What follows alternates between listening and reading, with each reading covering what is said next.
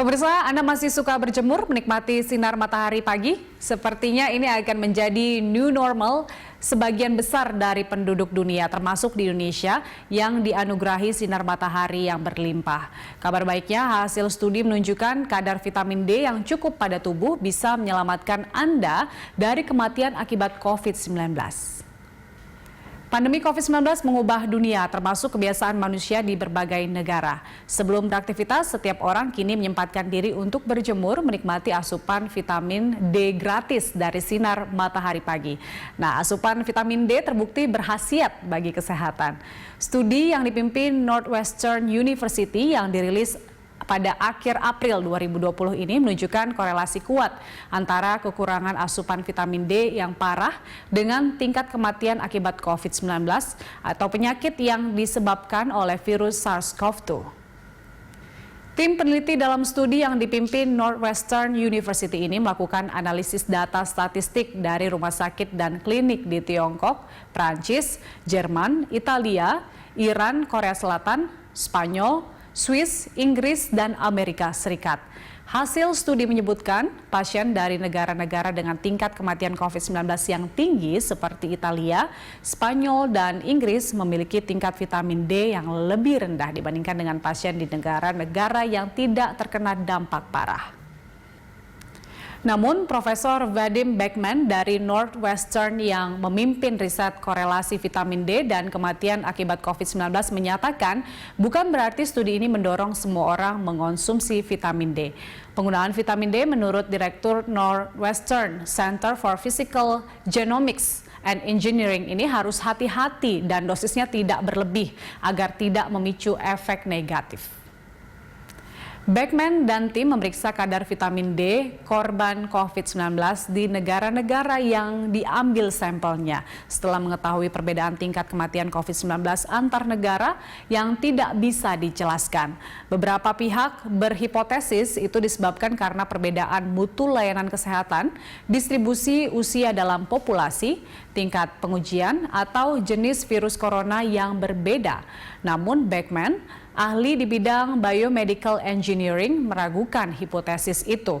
Menurutnya tidak satupun dari faktor perbedaan mutu layanan kesehatan, distribusi usia dalam populasi, tingkat pengujian, atau jenis virus corona yang berbeda memengaruhi perbedaan angka kematian pasien COVID-19.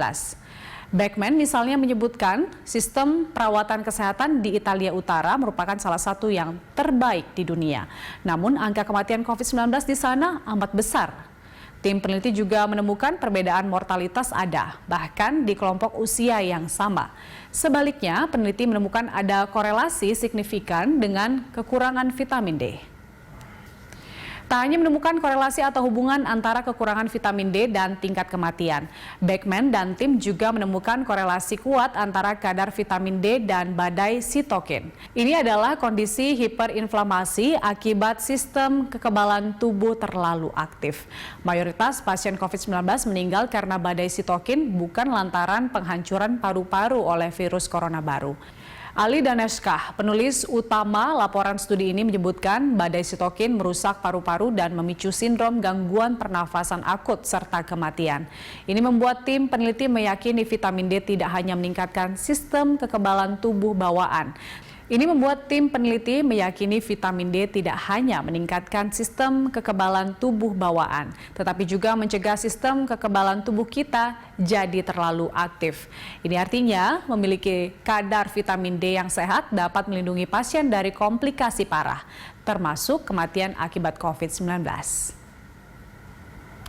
Pertanyaannya kemudian, berapa kadar asupan vitamin D yang cukup bagi tubuh? Untuk menjawab ini, menurut Profesor Vadim Beckman, perlu riset lebih lanjut tentang cara paling efektif penggunaan vitamin D untuk melindungi pasien dari komplikasi COVID-19. Associate Director Riset Teknologi dan Infrastruktur di Robert Lurie Comprehensive Cancer Center di Northwestern University ini menyatakan sulit mengetahui dosis vitamin D paling bermanfaat untuk COVID-19. Namun yang jelas menurut Beckman, kekurangan vitamin D berbahaya namun mudah diatasi dengan suplemen. Ini kunci lain untuk membantu melindungi populasi yang rentan seperti pasien lanjut usia yang memiliki kadar vitamin D rendah. Vitamin D merupakan senyawa yang larut dalam lemak serta merupakan prohormon atau prekursor hormon sehingga tubuh dapat menghasilkan vitamin D. Vitamin D punya banyak peran dalam tubuh kita. Selama ini vitamin D dikenal berperan menjaga kadar kalsium di tulang agar terhindar dari risiko degenerasi tulang. Nah, selain menjaga kesehatan tulang dan gigi, vitamin D mendukung sistem kekebalan tubuh, otak, dan syaraf, mengatur kadar insulin, dan mendukung fungsi paru-paru serta kesehatan jantung. Paparan sinar matahari yang cukup sebenarnya cara terbaik untuk membantu tubuh menghasilkan vitamin D. Selain itu, vitamin D juga bisa didapat dari makanan seperti ikan berlemak, diantaranya salmon dan tuna, kuning telur, keju, hati sapi, jamur, susu, dan sereal. Jadi jangan tinggalkan kebiasaan sehat Anda yang baru. Berjemur matahari pagi.